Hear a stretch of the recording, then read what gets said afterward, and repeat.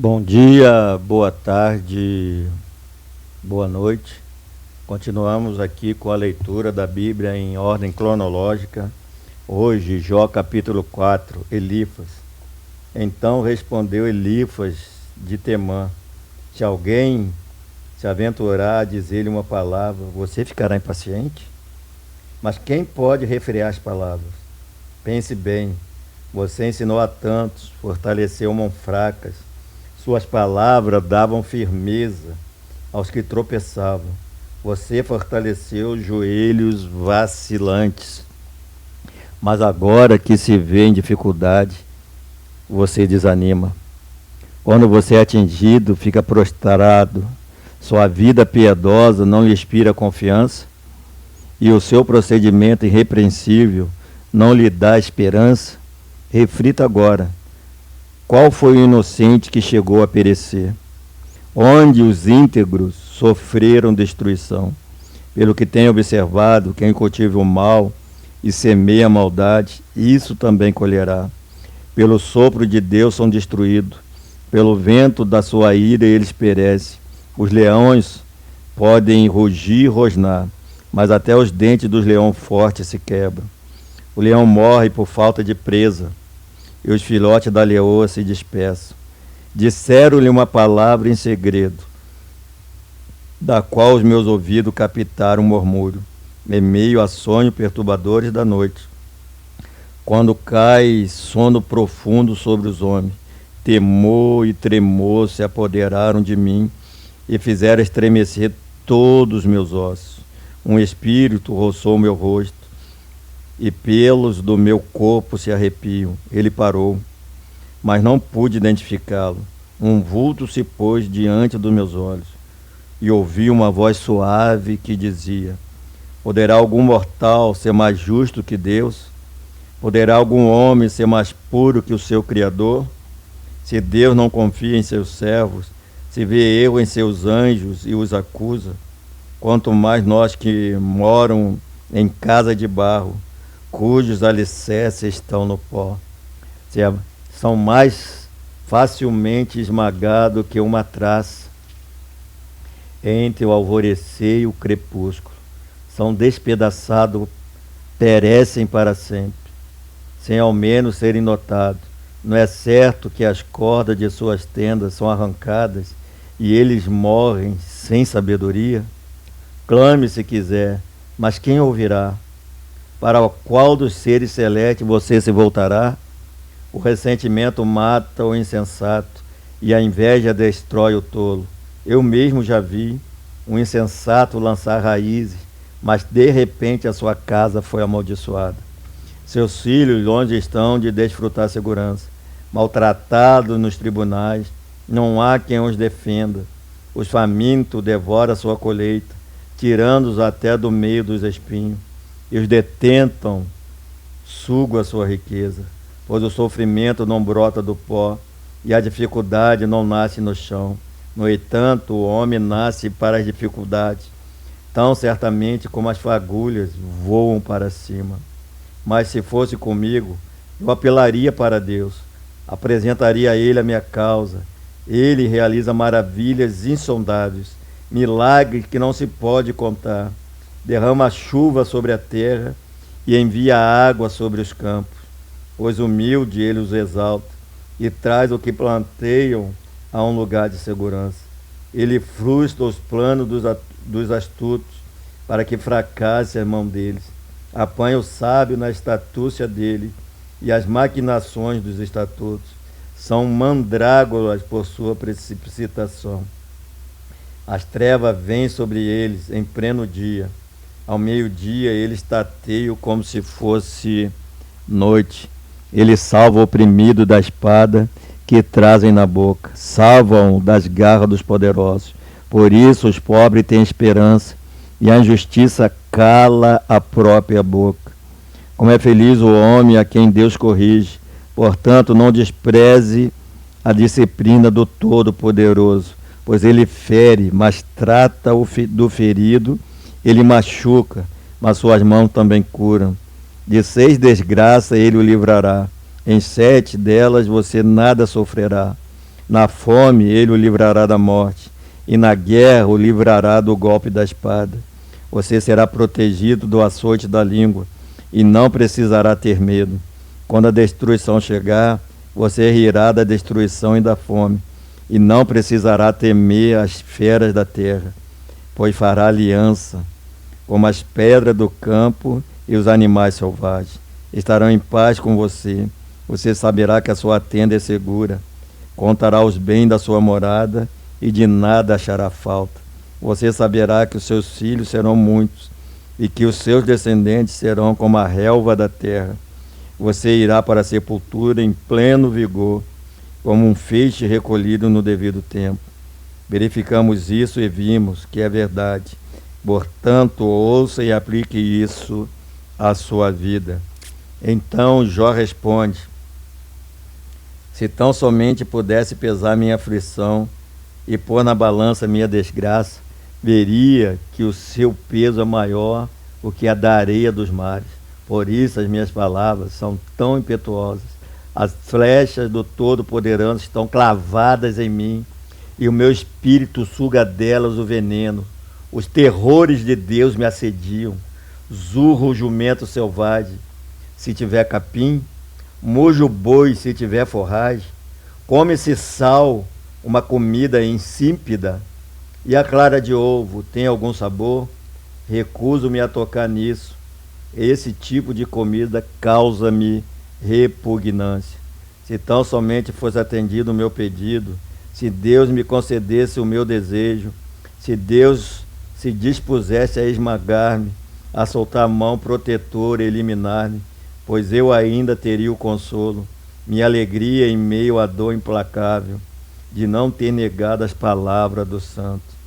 Que esperança posso ter se não tenho forças? Como posso ter paciência se eu não tenho futuro? Acaso tenho a força da pedra? Acaso a minha carne é de bronze? Haverá poder que me ajude, agora que os meus recursos se foram? O homem desesperado deve receber a compaixão dos seus amigos, muito embora ele tenha abandonado o temor do Todo-Poderoso. Mas os meus irmãos enganaram-me, como riachos temporários, como riachos que transbordam, quando o degelo os torna turvo, e a neve que se derrete o faz encher. Mas que pararam de fruir no tempo da seca, e no calor desapareceram dos seus leitos. As caravanas se desviaram das suas rotas, sobem para lugares desertos e perecem. Procuram água as caravanas de Temar. Olham esperançosos mercadores de Sabá. Ficam tristes porque estavam confiantes.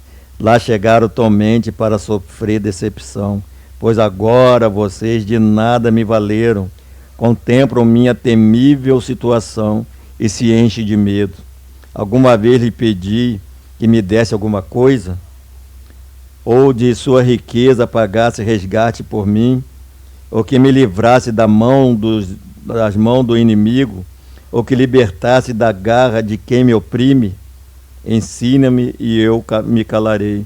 Mostre-me onde errei, como dói as palavras verdadeiras, mas o que provam os argumentos de vocês. Vocês pretendem corrigir o que digo e tratar como vento as palavras de um homem desesperado? Vocês seriam capazes de pôr um sorteio o órfão e vender um amigo por uma bagatela, mas agora tenho a bondade de olhar para mim. Será que eu mentiria na frente de vocês? Reconsidere a questão, não seja injusto, torne a analisá-la, pois a minha integridade está em jogo. Há alguma iniquidade em meus lábios? Será que a minha boca não consegue discernir a maldade? Não é pesado o labor do homem na terra? Seus dias não são como os de um assalariado, como o escravo que ansia pela sombra do entardecer, ou como o assalariado que espera ansioso pelo pagamento. Assim me deram meses de ilusão e noite de desgraça me foram destinadas. Quando me deito, fico pensando, quanto vai demorar para eu me levantar? A noite se arrasta e eu fico me virando na cama até o amanhecer. Meu corpo está coberto de vermes e casca de ferida. Minha pele está rachada e vertendo pus. Meus dias correm mais depressa que a lançadeira do tecelão e chego ao fim sem nenhuma esperança. Lembra-te, ó Deus, de que a minha vida não passa de um sopro. Meus olhos jamais tornarão a ver a felicidade. Os que agora me veem nunca mais me verão. Puseste o teu olhar em mim e já não existo. Assim como as nuvens se esvai e desaparece, assim quem desce à sepultura não volta. Nunca mais voltará ao seu lar. A sua situação não mais o conhecerá. Por isso, não me calo. Na aflição do meu espírito desabafarei. Na amargura da minha alma farei as minhas queixas. Sou eu o mar ou o monstro da profundeza para que me ponha sob guarda? Quando penso que a minha cama me consolará e que meu leito aliviará a minha queixa, mesmo aí me assusta com sonhos e me aterroriza com visões. É melhor ser estrangulado e morrer do que sofrer assim. Sinto desprezo pela minha vida, não vou viver para sempre, deixa-me, pois os meus dias não têm sentido.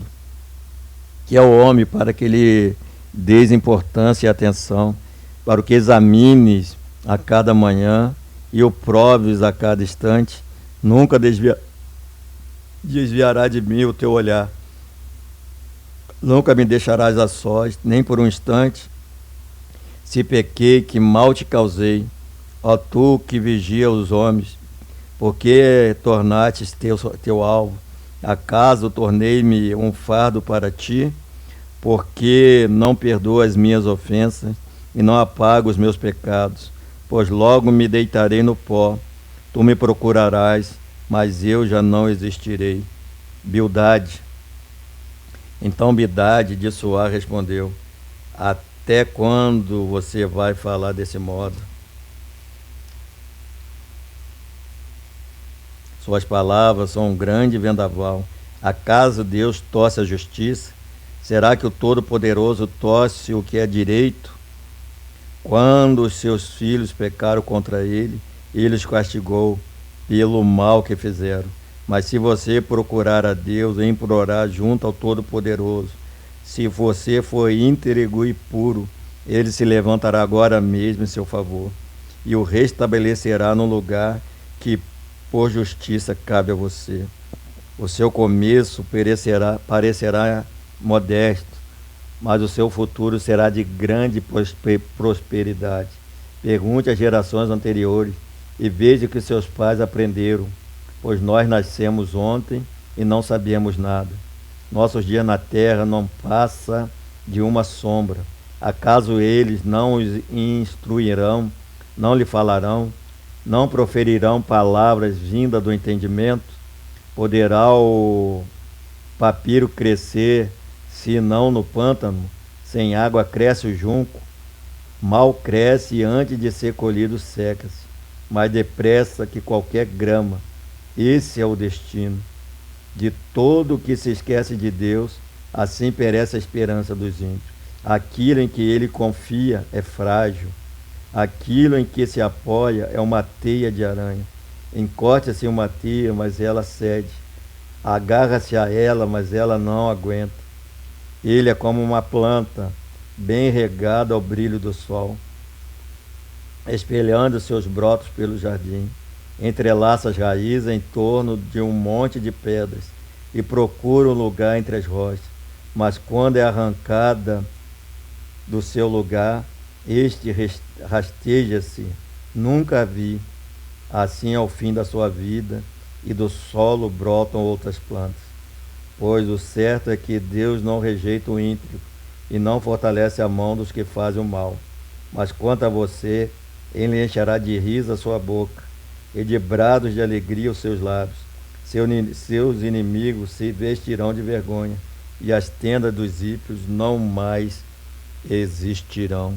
Que Deus abençoe assim a palavra lida dele. Amém.